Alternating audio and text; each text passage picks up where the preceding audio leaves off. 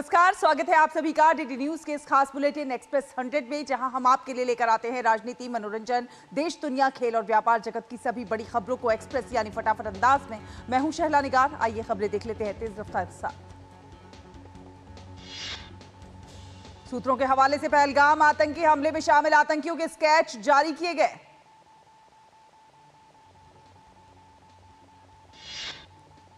जम्मू कश्मीर के पहलगाम में आतंकवादी हमले के बाद गृह मंत्री अमित शाह पहलगाम में घटनास्थल पर पहुंचे। अमित शाह ने पहलगाम आतंकी हमले में जान गंवाने वाले लोगों को श्रद्धांजलि अर्पित की। उन्होंने एक्स पर कहा कि भारत आतंक के आगे झुकेगा नहीं।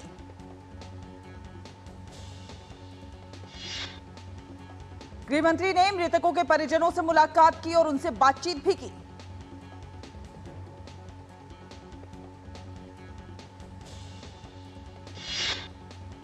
सऊदी अरब से स्वदेश वापसी के तुरंत बाद ही प्रधानमंत्री नरेंद्र मोदी ने हवाई अड्डे पर ही आतंकी हमले के मद्देनजर स्थिति पर की बैठक।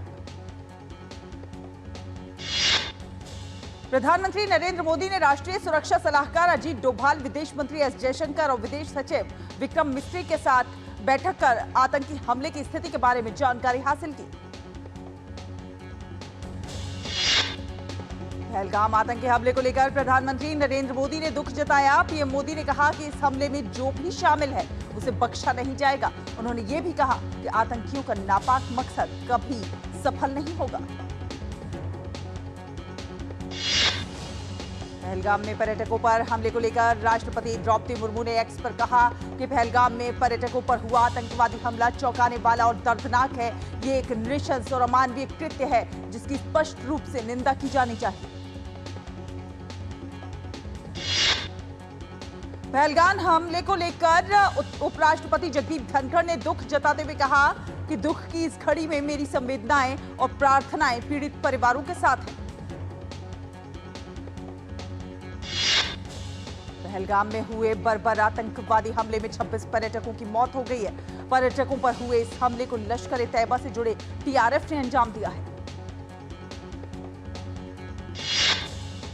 पहलगाम में आतंकी हमले को लेकर सुप्रीम कोर्ट में जनहित याचिका दायर की गई है। याचिका में पहलगाम में हुए आतंकी हमले के मद्देनजर अमरनाथ यात्रियों की सुरक्षा के लिए जरूरी कदम उठाने के निर्देश जारी किए जाने की मांग की गई। एनआईए पहलगाम में घटना वाली जगह पर पहुंच गई है। एनआईए की टीम घटनास्थल का निरीक्षण कर रही है। इस घटना में शामिल आतंकियों को पकड़ने के लिए सेना, केंद्रीय रिजर्व पुलिस बल और जम्मू कश्मीर पुलिस संयुक्त रूप से अभियान चला रही है। जम्मू कश्मीर के पहलगाम में आतंकी हमले की कड़ी निंदा करते हुए अनंतनाग पुलिस ने एक हेल्पलाइन नंबर भी जारी किया है। साथ साथ संपर्क नंबर भी जारी किए गए हैं। श्रीनगर और अनंतनाग में आपातकालीन सहायता डेस्क बनाया गया है जो 24 घंटे काम करेगा। इसके अलावा श्रीनगर के अपर उपायुक्त का हेल्पलाइन नंबर भी जारी किया गया। आतंकी हमले में मारे गए लोगों के परिजन इस वक्त सदमे में हैं। ओडिशा के बालासोर निवासी प्रशांत सतपथी भी इस हमले में मारे गए हैं। मृतक के भाई ने कहा है कि उनके परिवार के कुछ सदस्य कश्मीर घूमने गए थे और इसी दौरान यह हादसा हो गया। आतंकी हमले में महाराष्ट्र के पनवेल निवासी दिलीप तेसले की मौत हो गई है। इस घटना से पूरे परिवार में शोक की लहर है। पहलगाम आतंकी हमले में जान गंवाने वाले भारतीय नौसेना अधिकारी लेफ्टिनेंट विनय नरवाल ने उनके परिवारजनों ने कहा है कि उग्रवाद को किसी भी तरह से खत्म किया जाए।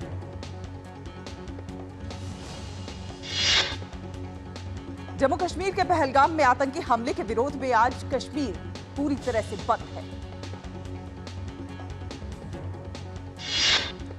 जम्मू कश्मीर में कई धार्मिक संगठनों ने भी बंद का समर्थन किया है।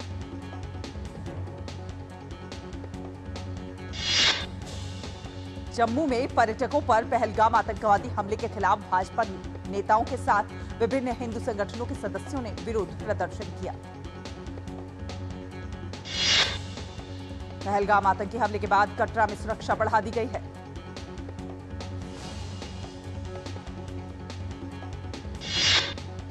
उत्तरी कश्मीर के बारामूला जिले के उरी सेक्टर में एलओसी पर सतर्क भारतीय सेना के जवानों ने आतंकवादियों की घुसपैठ की कोशिश को नाकाम कर दिया। सेना और आतंकियों के बीच हुई मुठभेड़ में 2 आतंकवादी मारे गए। आतंकवादियों के पास से भारी मात्रा में हथियार, गोला बारूद और अन्य युद्ध संबंधी सामान बरामद हुआ है। और हरियाणा के मुख्यमंत्री नायब सिंह सैनी ने पहलगाम आतंकवादी हमले में जान गंवाने वाले लोगों के निधन पर शोक व्यक्त करने के लिए 2 मिनट का मौन रखा। पहलगाम में आतंकवादी हमले के बाद नागरिक उड्डयन मंत्री राम मोहन नायडू ने प्रभावित पर्यटकों और पीड़ितों की सुरक्षा और कल्याण सुनिश्चित करने के लिए तेजी से कदम उठाए। तत्काल राहत उपायों के हिस्से के रूप में श्रीनगर से 4 विशेष उड़ानों की व्यवस्था की गई है और इसमें से 2 दिल्ली और 2 मुंबई के लिए। एयरलाइनों को नियमित किराया स्तर बनाए रखने का निर्देश दिया गया है ताकि ये सुनिश्चित किया जा सके कि इस संवेदनशील समय में किसी भी यात्री पर बोझ ना पड़े। जम्मू कश्मीर के पहलगाम में कल हुए आतंकी हमले के बाद उत्तर प्रदेश में हाई अलर्ट घोषित किया गया है। यूपी नेपाल सीमा पर चौकसी बढ़ा दी गई है। डीजीपी ने सभी कमिश्नरेट और जिलों के कप्तानों को संदिग्धों पर नजर रखने के निर्देश दिए हैं। विदेश मंत्री एस जयशंकर ने भी पहलगाम हमले की निंदा की है। उन्होंने कहा है कि पहलगाम में हुए इस कायरतापूर्ण आतंकी हमले की निंदा करता हूं। हमारी संवेदना पीड़ित परिवारों के साथ। पहलगाम हमले को लेकर रक्षा मंत्री राजनाथ सिंह ने कहा कि निर्दोष नागरिकों पर हमला कायरतापूर्ण और अत्यंत निंदनीय है। पहलगाम हमले को लेकर केंद्रीय मंत्री डॉक्टर जितेंद्र सिंह ने कहा कि हम एक राष्ट्र के रूप में दुख की इस घड़ी में आतंकवाद को हराने के अपने अटूट संकल्प के साथ एक साथ खड़े हैं। जम्मू कश्मीर के उपराज्यपाल मनोज सिन्हा ने पहलगाम हमले की कड़ी शब्दों में निंदा की है। उपराज्यपाल ने कहा कि इस घिनौने कृत्य के दोषियों को किसी भी कीमत पर बख्शा नहीं जाएगा। उपराज्यपाल ने कहा कि आतंकवाद विरोधी अभियान शुरू किया गया है। पूरा देश गुस्से में है। केंद्रीय वित्त मंत्री निर्मला सीतारमण पहलगाम हमले के बाद अमेरिका पेरू की अपनी आधिकारिक यात्रा को बीच में ही छोड़कर भारत लौट रही हैं। पहलगाम में हुए आतंकी हमले के बारे में वित्त मंत्रालय ने कहा है कि इस कठिन और दुखद समय में अपने लोगों का साथ देने के लिए केंद्रीय वित्त मंत्री जल्द से जल्द उपलब्ध उड़ान से भारत वापस आ रही हैं। उत्तराखंड के मुख्यमंत्री पुष्कर सिंह धामी ने पहलगाम में हुए आतंकी हमले पर कहा कि ये बहुत ही दुखद घटना है। हमारी सेना चुन चुनकर राक्षसों का खात्मा करेगी। मध्य प्रदेश के मुख्यमंत्री मोहन यादव ने पहलगाम में पर्यटकों पर हुए आतंकी हमले पर कहा कि दुश्मनों को छोड़ा नहीं जाएगा।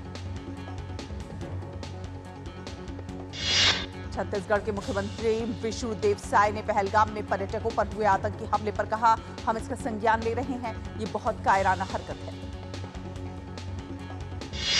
महाराष्ट्र के मुख्यमंत्री देवेंद्र फडणवीस ने पहलगाम में हुए आतंकी हमले पर कहा कि हम हमले की निंदा करते हैं। ये जम्मू कश्मीर की विकास यात्रा को रोकने की कोशिश। महाराष्ट्र के उप मुख्यमंत्री एकनाथ शिंदे ने कहा, यह बहुत ही दुर्भाग्यपूर्ण घटना है।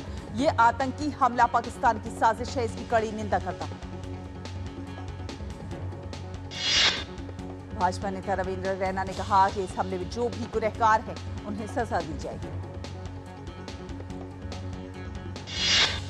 पहलगाम में हुए पर्यटकों पर आतंकी हमले पर राष्ट्रीय स्वयंसेवक संघ ने कड़ी निंदा करते हुए कहा कि यह हमला देश की एकता और अखंडता पर प्रहार करने का दुस्साहस है।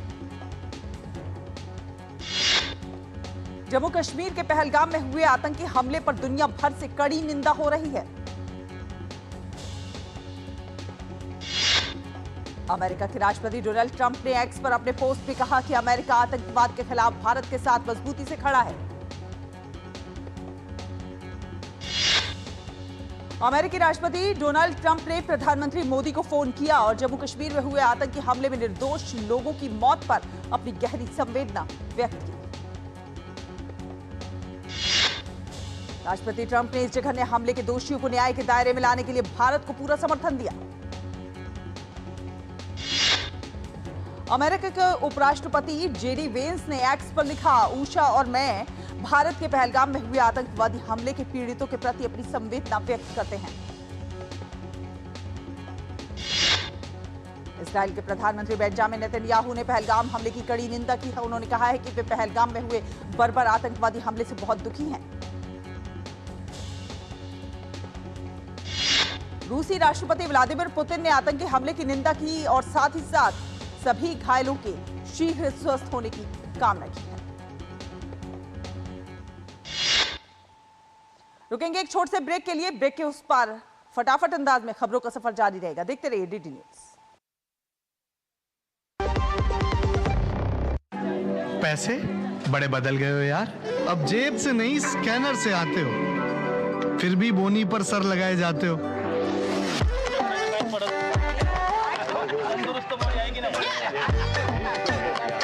हुलिया चेंज हुआ पर अंदर से वही हो। बदले हो लेकिन इतने भी नहीं बदले हो।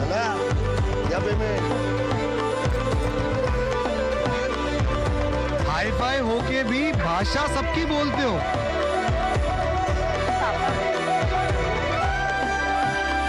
तिजोरी में नहीं लेकिन महफूज अब भी हो। पैसों का तरीका जितना भी बदले, हमारे लिए उसकी कदर नहीं बदलेगी। भीम, भारत का भरोसा, भारत का अपना पेमेंट्स ऐप। जब धरती चीर कर निकलता है लोहे का पत्थर और मिलता है मोंगिया के जोश से, फिर तपता है, पिघलता है और बनता है फौलाद। अब होता है सरिया सारी खूबियों के साथ। मोंगिया स्टील, मजबूत देश का मजबूत सरिया। जो लक्ष्य चुना था समझ आने लगा है। GLA यूनिवर्सिटी, उच्च लक्ष्य की निश्चित प्राप्ति। के बाद स्वागत है आपका। आप देख रहे हैं एक्सप्रेस 100। रुक करते हैं कुछ अन्य खबरों का। तो आपको बता दें, ईरान ने भी इस आतंकी घटना की कड़ी निंदा की है। भारत में ईरान के दूतावास की सोशल मीडिया पोस्ट में इस घटना पर गहरा शोक व्यक्त किया गया। जम्मू कश्मीर के पहलगाम में हुए आतंकी हमले की इटली की प्रधानमंत्री जॉर्जिया मेलोनी ने कड़ी निंदा की है। उन्होंने कहा है इटली जो है प्रभावित परिवारों, घायलों, सरकार और सभी भारतीय लोगों के प्रति अपनी संवेदना व्यक्त करता है। पहलगाम में हुए आतंकी हमले की श्रीलंका ने कड़ी निंदा की है। श्रीलंका के विदेश मंत्रालय ने कहा है कि श्रीलंका आतंकवाद के खिलाफ लड़ाई में भारत सरकार और लोगों के साथ दृढ़ एकजुटता से खड़ा है। नेपाल के प्रधानमंत्री केपी शर्मा ओली ने पहलगाम में आतंकवादी हमले के पीड़ितों के प्रति गहरी संवेदना जताई। मुस्लिम वर्ल्ड लीग के महासचिव शेख मोहम्मद बिन अब्दुल करीम अल ईसा ने जम्मू कश्मीर में हुए जघन्य आतंकी हमले की कड़ी निंदा की।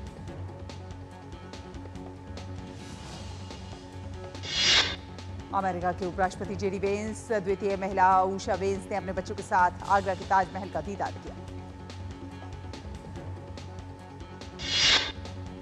आरबीआई ने नई लिक्विडिटी कवरेज रेशियो गाइडलाइंस जारी की हैं, जिसके तहत बैंकों को 1 अप्रैल 2026 से इंटरनेट और मोबाइल बैंकिंग इनेबल्ड रिटेल और स्मॉल बिजनेस कस्टमर डिपॉजिट पर 2.5% का अतिरिक्त रन ऑफ रेट आवंटित करना होगा।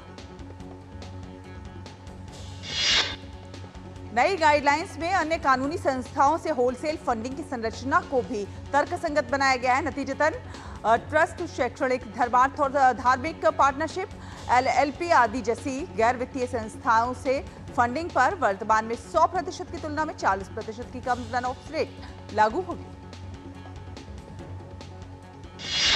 रियल एस्टेट सेक्टर में संस्थागत निवेश इस साल जनवरी-मार्च अवधि में बढ़कर 0.81 अरब डॉलर हो गया। इसमें सालाना आधार पर 47% का इजाफा हुआ। खादी और ग्रामोद्योग आयोग के अध्यक्ष मनोज कुमार ने कहा है कि खादी एवं ग्रामोद्योग वस्तुओं का उत्पादन पिछले 11 वर्षों में 26,109.07 करोड़ रुपए से वित्त वर्ष 2024-25 में करीब 4 गुना बढ़ गया। राष्ट्रीय पेंशन प्रणाली के तहत 2024-25 के दौरान निजी क्षेत्र के अंशदाता नामांकन में 12 लाख से अधिक की उल्लेखनीय वृद्धि हुई है। इससे मार्च 2025 तक कुल ग्राहक संख्या 165 लाख से अधिक हो गई है। कौशल विकास और उद्यमिता मंत्रालय और माइक्रोसॉफ्ट ने मिलकर देश के 6 राज्यों में महिला कॉलेजों में 30 उत्कृष्टता केंद्र स्थापित करने के लिए महिलाओं के लिए AI करियर शुरू किया। केंद्रीय नवीन एवं अक्षय ऊर्जा मंत्री प्रहलाद जोशी ने भारत के अक्षय ऊर्जा क्षमताओं में बड़ी प्रगति की राह खोलते हुए राष्ट्रीय सौर ऊर्जा संस्थान ग्वालपहाड़ी बंधवारी हरियाणा में पीवी मॉड्यूल परीक्षण और मापन प्रयोगशाला का उद्घाटन किया। इलेक्ट्रिक टू व्हीलर बनाने वाली भारतीय कंपनी एथर एनर्जी ने आईपीओ के लिए सेबी के पास रिवाइज ड्राफ्ट पेपर्स फाइल कर दिए हैं। आईपीओ में फ्रेश इश्यू के जरिए 2626 करोड़ रुपए जुटाए जाएंगे। इलेक्ट्रिक टू व्हीलर बनाने वाली कंपनी ओला के महाराष्ट्र में 121 स्टोर्स बंद होंगे। महाराष्ट्र के ट्रांसपोर्ट विभाग ने लोकल आरटीओ को इन्हें बंद करने के निर्देश दिए हैं। एयरटेल और अडानी समूह की कंपनी के बीच एक बड़ी डील हुई है। भारतीय एयरटेल का कहना है कि वो अपनी सब्सिडियरी कंपनी भारतीय हैक्साकॉम लिमिटेड के साथ मिलकर अडानी डेटा नेटवर्क्स के पूरे 400 मेगाहर्ट्ज स्पेक्ट्रम के उपयोग का अधिकार हासिल करेगी। एयर इंडिया लिमिटेड अमेरिकी कंपनी बोइंग के उन विमानों को खरीदने पर विचार कर रही है जिनके शिपमेंट को चीनी एयरलाइन कंपनियों ने लेने से इनकार कर दिया है। चालू वित्त वर्ष में सीमेंट सेक्टर की वृद्धि दर 6.5 से 7.5% के बीच रह सकती है और इसकी वजह इंफ्रास्ट्रक्चर से जुड़े मंत्रालयों का बजटीय आवंटन बढ़ाना और सामान्य से अधिक मॉनसून की संभावना का होना।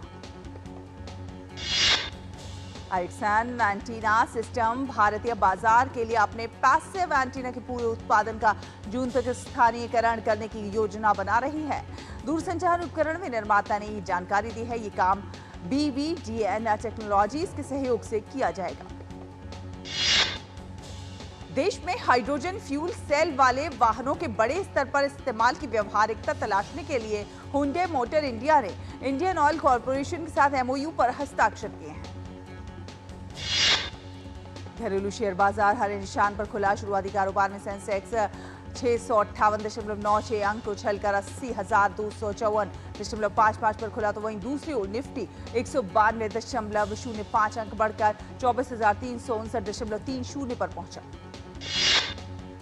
गाजा में मंगलवार को इजराइल के हमले में करीब 14 लोग मारे गए और इसी के साथ इजरायली सेना ने मलबा हटाने के लिए अन्य देशों द्वारा गाजा में भेजे गए बुलडोजरों और अन्य भारी उपकरणों को भी नष्ट कर दिया।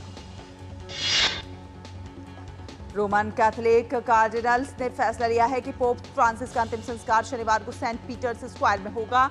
लंबी बीमारी के बाद 88 वर्षीय पोप फ्रांसिस का सोमवार को स्ट्रोक और कार्डियक अरेस्ट से निधन हो गया था। पूर्वी न्यू जर्सी में लगी जंगल की आग के कारण स्थानीय अधिकारियों को हजारों निवासियों को वहां से निकालना पड़ा और प्रमुख राजमार्ग के एक हिस्से को बंद करना पड़ा। ओशन काउंटी में बिजली की आपूर्ति बाधित हुई है जो कि जंगल की आग से सबसे अधिक प्रभावित है। पंजाब नेशनल बैंक को लगभग 13,500 करोड़ रुपए का चूना लगाकर वर्ष 2018 से भारत से फरार हुआ मेहुल चोकसी की जमानत याचिका बेल्जियम की एक अदालत ने खारिज कर दिया। अमेरिकी राष्ट्रपति डोनाल्ड ट्रंप प्रशासन को कोर्ट से झटका लगा है। संघीय न्यायाधीश ने मंगलवार को वॉइस ऑफ अमेरिका को बंद करने के ट्रंप प्रशासन के फैसले पर रोक लगा दी। भारत 25 से 27 अप्रैल तक इंदिरा गांधी इंडोर स्टेडियम में दूसरी एशियाई योगासन खेल चैंपियनशिप की मेजबानी करेगा। इसमें 21 एशियाई देशों के कुल 170 खिलाड़ी और 40 तकनीकी अधिकारी और 30 टीम मैनेजर और कोच भाग लेंगे। इंडियन प्रीमियर लीग में आज होने वाले मुकाबले में सनराइजर्स हैदराबाद का सामना मुंबई इंडियंस से होगा। ये मैच हैदराबाद में खेला जाएगा। मुंबई इंडियंस की टीम ने अब तक 8 मैच खेले हैं जिसमें टीम को 4 में जीत और 4 में हार मिली है। टीम के 8 अंक हैं और टीम अंक तालिका में 6ठे स्थान पर मौजूद है। भारत के आइस स्टॉक विश्व चैंपियनशिप में आदिल ने इस साल ऑस्ट्रिया में आयोजित हुई आइस स्टॉक विश्व चैंपियनशिप में देश के लिए कांस्य पदक जीता। कोटा में अंडर 20 राष्ट्रीय कुश्ती प्रतियोगिता मंगलवार को समाप्त हो गई। समापन समारोह में केंद्रीय खेल राज्य मंत्री रक्षा खड़से मौजूद रहे। इस मौके पर राजस्थान कुश्ती संघ के अध्यक्ष राजीव दत्ता ने उनका स्वागत किया। ये पहली बार रहा जब राजस्थान ने कुश्ती की अंडर 20 प्रतियोगिता की मेजबानी की। ऑस्ट्रेलिया के दिग्गज पूर्व सलामी बल्लेबाज माइकल स्लेटर को 4 साल की जेल की सजा सुनाई गई है। स्लेटर को यह सजा घरेलू हिंसा के आरोपों में दोषी साबित होने के चलते मिली। स्लेटर की गिनती ऑस्ट्रेलिया के बेहतरीन बल्लेबाजों में होती रही है। 1993 से लेकर 2001 के बीच 74 टेस्ट मैचों में ऑस्ट्रेलिया का प्रतिनिधित्व किया। केएल राहुल IPL में सबसे तेज 5000 रन बनाने वाले बल्लेबाज बन गए। दिल्ली कैपिटल्स ने 2 विकेट के नुकसान पर 161 रन बनाए। इससे पहले बल्लेबाजी करते हुए लखनऊ सुपर जायंट्स की टीम ने निर्धारित 20 ओवरों में 6 विकेट के नुकसान पर 159 रन बनाए। एक्टर अनुपम खेर ने सोशल मीडिया प्लेटफॉर्म एक्स पर वीडियो शेयर करते हुए कहा कि पहलगाम में हिंदुओं के साथ नरसंहार हुआ है, हिंदुओं को चुन चुन कर मारा गया है। अक्षय कुमार ने पहलगाम आतंकवादी हमले की कड़े शब्दों में निंदा की और पीड़ितों के प्रति संवेदना व्यक्त की। सोनू सूद ने कहा कि कश्मीर के पहलगाम में बेगुनाह टूरिस्ट पर कायरता के साथ आतंकवादी हमले की कड़ी निंदा करता हूं। आहान पांडे की आगामी फिल्म का नाम सयारा 18 जुलाई को सिनेमाघरों में होगी रिलीज। नानी की एक्शन ड्रामा फिल्म हिट 3 1 मई को रिलीज के लिए तैयार। फिल्म L2 एम्पुरान थिएटर्स में रिलीज होने के बाद अब OTT पर 24 अप्रैल को देगी दस्तक। सैफ अली खान की फिल्म ज्वेल थीफ 25 अप्रैल को OTT पर होगी स्ट्रीम। इमरान हाशमी की फिल्म ग्राउंड जीरो में फौजी का किरदार अदा करते हुए वो नजर आएंगे। फिल्म वीरा धीरा सुरन पार्ट 2 भी OTT पर स्ट्रीम होने के लिए है तैयार। फिल्म 24 अप्रैल को होगी stream. Super boys of Malegaon 25 अप्रैल को OTT पर स्ट्रीम होगी। सिद्धार्थ मल्होत्रा और जानवी कपूर की फिल्म परम सुंदरी 25 जुलाई को सिनेमाघरों में रिलीज होगी। अभिनेता सोरी की अपकमिंग फिल्म मामन 16 मई को दुनिया भर में रिलीज होगी। इरफान खान, दीपिका पादुकोण और अमिताभ बच्चन स्टारर फिल्म पीकू 9 मई को होगी री रिलीज।